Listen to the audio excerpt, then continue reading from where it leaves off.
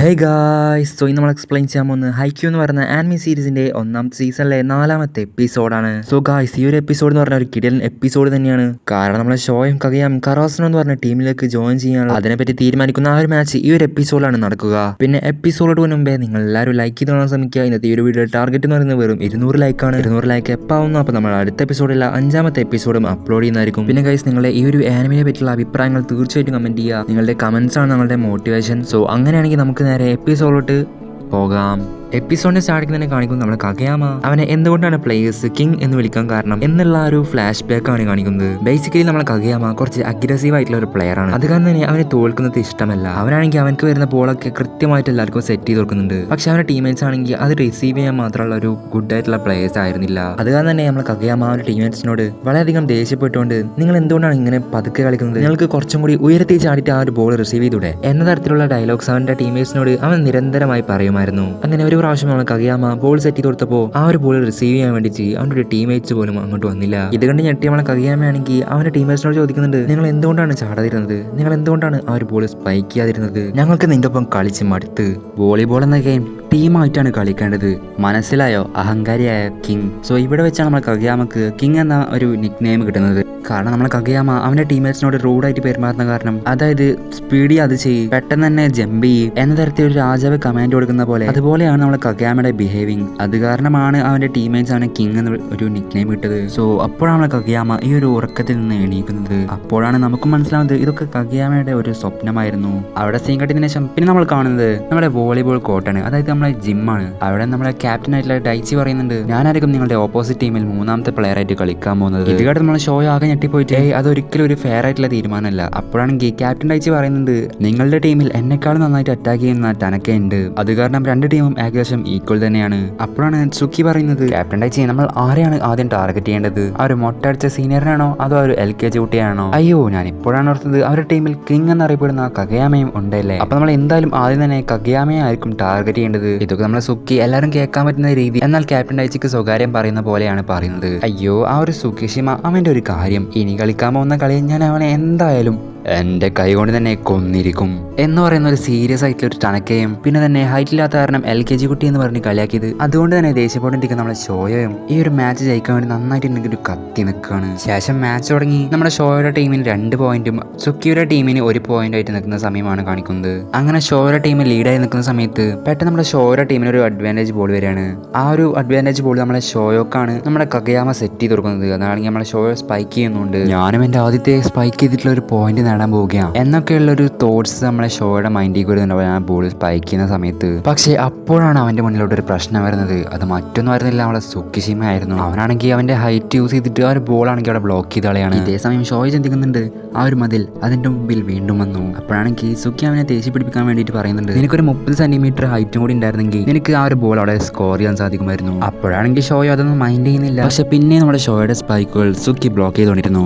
അത് കാരണം തന്നെ നമ്മുടെ സുക്കിഷിമയുടെ ടീമാണ് ഇപ്പോൾ ലീഡായിട്ട് നിൽക്കുന്നത്. പിന്നെ ഗൈസ്, സുക്കിഷിമയുടെ ഒരു പൊസിഷൻ പറയുന്ന ഒരു മിഡിൽ ബ്ലോക്കർ എന്നാണ്, ഞാൻ ജസ്റ്റ് പറഞ്ഞതേ ഉള്ളൂ. അങ്ങനെ നമ്മൾ ഷോയ് ചിന്തിക്കുന്നുണ്ട്, ഈ ഒരു മിഡിൽ ബ്ലോക്കർ നമ്മളെ സുക്കിഷിമ ഒരു മതിൽ തന്നെയാണ്. ആ ഒരു മതിലിന്റെ അപ്പുറത്തേക്ക് എനിക്ക് എന്തായാലും ഒറ്റക്ക് കാണാൻ സാധിക്കില്ല. ഇതേ ചിന്ത തന്നെയായിരുന്നു നമ്മളെ കഗയാമ കൊണ്ടായിരുന്നത്. കഗയാമി നമ്മളെ സുക്കിയുടെ പെർഫോമൻസ് കണ്ടിട്ട് ഇംപ്രസ് ആയി നിൽക്കുകയാണ്. ശേഷം സുക്കിഷിമയുടെ ടീമിലെ യാമാഗുച്ചി എന്ന് പറഞ്ഞ ഒരു പ്ലെയർ ആണെങ്കിൽ അവരുടെ ടീമിന് അഡ്വാൻറ്റേജ് ആയിട്ടുള്ള ഒരു സെർവ് വേസ്റ്റ് ആക്കി കളയുന്നുണ്ട്. അത് കാരണം തന്നെ പിന്നെ അവരുടെ ഓപ്പോസിറ്റ് ടീമിനാണ് അടുത്ത സെർവ് കിട്ടുക. സോ ആ ഒരു സെർവ് എടുക്കുന്നത് നമ്മളെ കഗയാമ ആയിരുന്നു.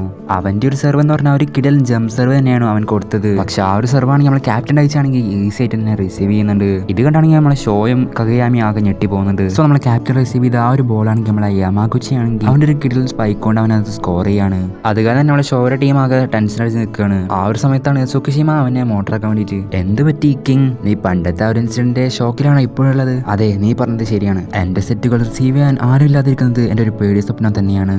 അപ്പോഴാണ് ഷോയ പറയുന്നത്, അതൊക്കെ പണ്ട് നടന്ന കാര്യങ്ങളല്ലേ, ഇപ്പൊ നിന്റെ സെറ്റുകളൊക്കെ സ്പൈക്ക് ചെയ്യാൻ വേണ്ടിയിട്ട് ഞാനുണ്ട്, എനിക്ക് നീ എങ്ങനത്തെ ബോൾ വേണമെങ്കിലും സെറ്റ് ചെയ്ത് തന്നു, ഞാൻ അതൊക്കെ എവിടെ നിന്ന് ഏതൊരു ഡയറക്ഷനിൽ ആണെങ്കിൽ പോലും ഞാൻ അത് സ്പൈക്ക് ചെയ്തോളാം, എന്റെ മുന്നോട്ട് വരുന്ന ഏതൊരു സ്പൈക്കിനും ഞാൻ 2 കൈയും നീട്ടി സ്വീകരിക്കും. ഷോയുടെ വാക്കുകൾ കേൾക്കുമ്പോൾ നമ്മൾ കഗയാമക്ക് ചെറുതായിട്ടൊരു ആശ്വാസം വരുന്നുണ്ട്. എന്നിട്ടാണ് ഈ ഷോയ പറയുന്നുണ്ട്, ഇപ്പൊ ഇവിടെ ആകെയുള്ള പ്രശ്നം എന്ന് വെച്ചാൽ സുക്കിഷിമ നിന്നെ പൊട്ടിക്കൽ മാത്രമാണ്, നിന്നെ പൂട്ടാനൊരു സ്ട്രാറ്റജിയും ഞങ്ങൾ ഉടനെ തന്നെ കണ്ടുപിടിക്കും. അപ്പൊ സുക്കിഷിമയാണെങ്കിൽ അതൊന്നും കാണണല്ലോ എന്നും പറഞ്ഞ് അവനാണെങ്കിൽ സെർവ് ചെയ്യാണ്.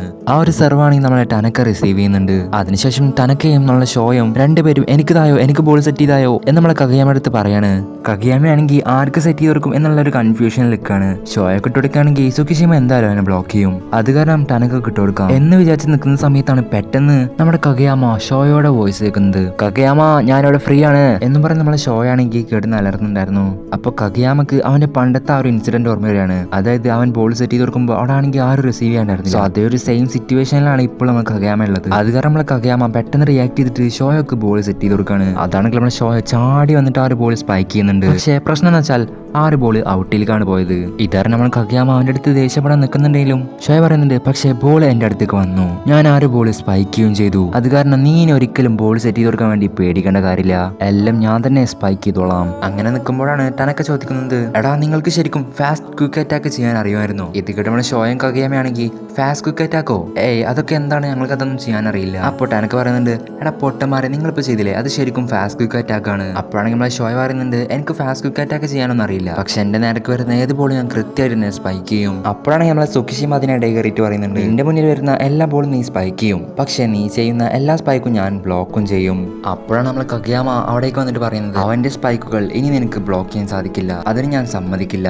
കാരണം ഒരു സെറ്ററിന്റെ ഉത്തരവാദിത്തമാണ് ഒരു സ്പൈക്കർ സ്പൈക്ക് ചെയ്യുന്ന സമയത്ത് മിഡിൽ ബ്ലോക്കർ ഇല്ലാതെ സേഫ് ആണെന്ന് ഉറപ്പുവരുത്തൽ എന്നും പറഞ്ഞ് നമ്മൾ കഗയാമയാണെങ്കിൽ ഷോയനെ വിളിച്ചിട്ട് ബാക്കിലോട്ട് കൊണ്ടുപോയിട്ട് ഒരു സീക്രട്ട് ആയിട്ടുള്ള ഒരു പ്ലാൻ പറഞ്ഞു കൊടുക്കുന്നുണ്ട്. അതായത് ഒരു ടാക്ടിക് പറഞ്ഞു കൊടുക്കുന്നുണ്ട്.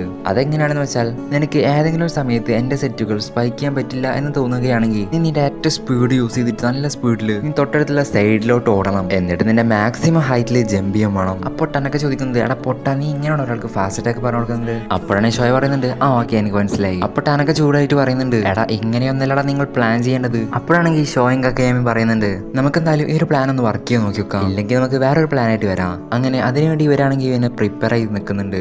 അപ്പോഴാണ് സുക്കിഷിമയുടെ സെർവ് വരുന്നത്. ആ ഒരു സെർവ് ആണെങ്കിൽ നമ്മളെ ഷോയോ റിസീവ് ചെയ്യുന്നുണ്ട്. എന്നിട്ട് നമ്മളെ ഷോയോ ബോൾ സ്പൈക്ക് ചെയ്യാൻ വേണ്ടിയിട്ട് നല്ല സ്പീഡിൽ തന്നെ മുന്നോട്ട് ഓടുന്നുണ്ട്. അങ്ങനെ ആ ഒരു ബോൾ റിസീവ് ചെയ്ത് നമ്മളെ കഗയാമയാണെങ്കിൽ നല്ല സ്പീഡിൽ തന്നെ നമ്മളെ ഷോയോക്ക് ആ ഒരു ബോൾ സെറ്റ് ചെയ്ത് കൊടുക്കുകയാണ്. ആ ഒരു ബോൾ നല്ല സ്പീഡിലാണത്. നമ്മളെ ഷോയോക്ക് ആ ഒരു ബോൾ ഹിറ്റ് ചെയ്യാൻ പോലും സാധിച്ചില്ല. അതുകൊണ്ടാണ് ഷോയും കഗയാമ എല്ലാവരും അതൊന്നും കുഴപ്പമില്ല, എന്തായാലും ആദ്യത്തെ പ്രാവശ്യം തന്നെ എല്ലാതും ശരിയാവില്ല എന്നുള്ള ഭാഗത്തിൽ ഒന്നുകൂടി ട്രൈ ചെയ്യണം. പക്ഷേ ഒരു ട്രൈ അല്ല കുറെ ട്രൈ ചെയ്തിട്ടും ഇത് തന്നെയായിരുന്നു അവസ്ഥ. അങ്ങനെ നിൽക്കുമ്പോഴാണ് സുഗാവറ എന്നിട്ട് നമ്മളെ കഗയാമയോട് പറയുന്നത്, കഗയാമ നീ പണ്ട് ചെയ്ത് ഇപ്പോഴും റിപ്പീറ്റ് ചെയ്തുകൊണ്ടിരിക്കുകയാണ്, നീ പണ്ട് നിന്റെ ടീമേറ്റ്സിന് ഇട്ട് കൊടുക്കുന്ന ആ ഒരു ലെവലിലാണ് നമ്മളെ ഷോയൊക്കെ മുട്ട് കൊടുക്കുന്നത്. അപ്പൊ കഗയാമ പറയുന്നുണ്ട്, പക്ഷേ ഇവന് നന്നായിട്ട് തന്നെ സ്പീഡും അജിലിറ്റിയും ഒക്കെ ഉണ്ട്, നമ്മൾ കുറച്ചു നേരം കൂടി ഈ ഒരു ടെക്നിക്ക് പ്രാക്ടീസ് ചെയ്തുകൊണ്ടിരിക്കുകയാണെങ്കിൽ എന്തായാലും ഷോയൊക്കെ അത് ഹിറ്റ് ചെയ്യാൻ സാധിക്കും. അപ്പൊ സുഗാവറ പറയുന്നുണ്ട്, ഓക്കെ അങ്ങനെ വേണമെങ്കിൽ ചെയ്യാം, പക്ഷെ ഇത് ഒരു റിയൽ മാച്ചാണ്, ഇതൊരു പ്രാക്ടീസ് ചെയ്യേണ്ട സമയമല്ല.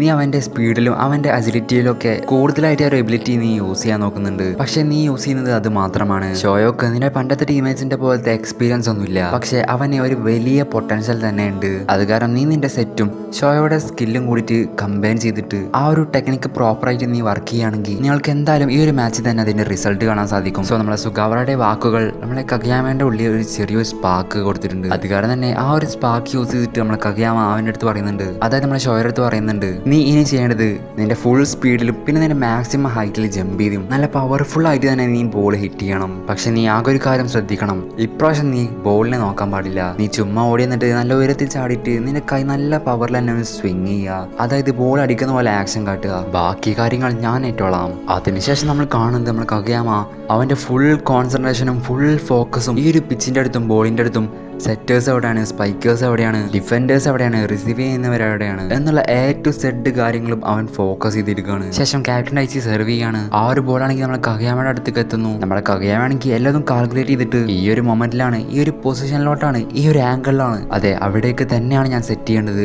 എന്ന് ഉറപ്പിച്ചൊരു സ്ഥലം കണ്ടെത്തി അവിടേക്ക് കൃത്യമായിട്ട് തന്നെ അവൻ ആ ഒരു സെറ്റ് അവിടെ എത്തിക്കുകയാണ്. പിന്നെ കഗയാമ പറഞ്ഞ പോലെ നമ്മളെ ഷോയോ ചെയ്യുന്നുണ്ട്. അങ്ങനെ നമ്മളെ ഷോയോ അവൻ്റെ കൈ ആണെങ്കിൽ പവർഫുൾ ആയിട്ട് നല്ല ഇതിൽ സ്വിങ് ചെയ്യുന്നുണ്ട്. ആ ഒരു സ്വിങ് ചെയ്യുന്ന അതേ എക്സാക്ട് മൊമെന്റിൽ തന്നെ ആ ഒരു ബോൾ അവന്റെ കൈമ തട്ടുന്നുണ്ട്. അതുകൊണ്ട് തന്നെ ഷോ ആ ഒരു ബോൾ സ്പൈക്ക് ചെയ്യും, നമ്മളെ ഷോയുടെ ടീമിന് ഒരു പോയിന്റ് ലഭിക്കുകയും ചെയ്യുന്നു. ഇപ്പൊ നടന്ന കാര്യങ്ങൾ നോക്കി നിൽക്കാൻ മാത്രമേ ക്യാപ്റ്റൻ ഡൈച്ചിക്കും യാമാഗുച്ചിക്കും സാധിച്ചുള്ളൂ. അവർക്കാണെങ്കിൽ ഇപ്പൊ എന്താ നടന്നെന്ന് പോലും മനസ്സിലായിട്ടുണ്ടാവില്ല. അങ്ങനെ ഇതൊരു പോയിന്റ് ലഭിച്ച കാരണം തന്നെ നമ്മുടെ കഗയാമയും ഷോയും ഹാപ്പി ആവുന്നുണ്ട്. അപ്പോഴാണ് അങ്ങോട്ട് നമ്മുടെ ക്യാപ്റ്റൻ ഡൈച്ചി വന്നിട്ട് പറയുന്നത്, എടാ ഇപ്പൊ ഷോ അടിച്ച സ്പൈക്ക്, അവൻ ആ ഒരു സ്പൈക്ക് ചെയ്യുന്ന സമയത്ത് അവന്റെ കണ്ണുകൾ അടഞ്ഞിരിക്കുകയായിരുന്നു. ഇത് കേട്ട് അവിടെ ഉണ്ടായിരുന്ന എല്ലാവരും ഞെട്ടിപ്പോവാണ്. എന്നിട്ട് എല്ലാവരും ഒരേ സ്വരത്തിൽ തന്നെ ചോദിക്കുന്നുണ്ട്, എന്ത് ഷോയുടെ കണ്ണുകൾ അടഞ്ഞിട്ടായിരുന്നോ? അപ്പോഴാണ് ഇതേ സമയം നമ്മളെ ഷോയ ഒതുക്കുന്നത്, എടാ ഇപ്പൊ ഇവിടെ എന്തുണ്ടായേ?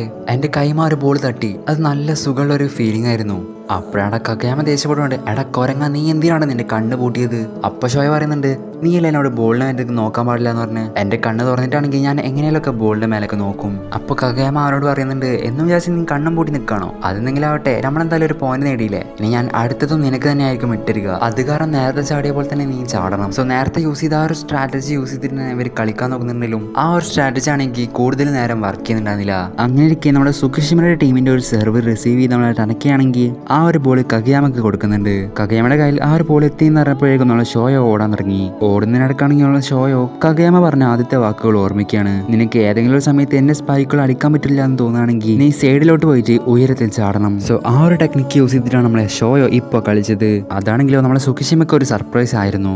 അവനാണെങ്കിൽ ഷോയോ ഇങ്ങനെ ഒരു ഫേക്ക് റൺ നടത്തും എന്നൊരിക്കലും ചിന്തിച്ചിട്ടുണ്ടായിരുന്നില്ല. അങ്ങനെ ഷോയോ ദിശ മാറി ഓടിയ കാരണം തന്നെ അവിടെ ഷോയോനെ ബ്ലോക്ക് ചെയ്യാൻ സുഖിഷിമയ്ക്ക് കഴിഞ്ഞില്ല. അത് കാരണം തന്നെ നമ്മളെ ഷോയോ ടീമിന് അടുത്ത ഒരു പോയിന്റ് ലഭിക്കുകയാണ്. അങ്ങനെ സോ ഈ ഒരു ടെക്നിക്കും അത് എക്സിക്യൂട്ട് ചെയ്ത രീതിയും ഒരു ഗ്രേറ്റ് ടീം പ്ലേയും ഒക്കെ കണ്ട് അവിടെ നിൽക്കുന്ന എല്ലാവരും ഞെട്ടി നിൽക്കുകയാണ്. നമ്മുടെ ഷോയും കകയാമയും എക്സൈറ്റ്മെന്റിന്റെ പീക്കിലെത്തി നിൽക്കുകയാണ്. അവർ രണ്ടുപേരും ഇതുവരെ അനുഭവിക്കാത്ത ഒരു ഫീലിംഗ് ആണ് അവരിപ്പോൾ അനുഭവിച്ചത്. അങ്ങനെയുള്ള ഷോയനും കകയാമയും കാണിച്ചുകൊണ്ടാണ് നമ്മളെ 4ാമത്തെ എപ്പിസോഡ് അവസാനിക്കുന്നത്. സോ ഗൈസ്, ഈ ഒരു എപ്പിസോഡ് എങ്ങനെ ഉണ്ടായിരുന്നു തീർച്ചയായും കമന്റ് ചെയ്യുക. അപ്പോൾ അടുത്ത എപ്പിസോഡ് കാണാം. അതുവരെയും ബൈ.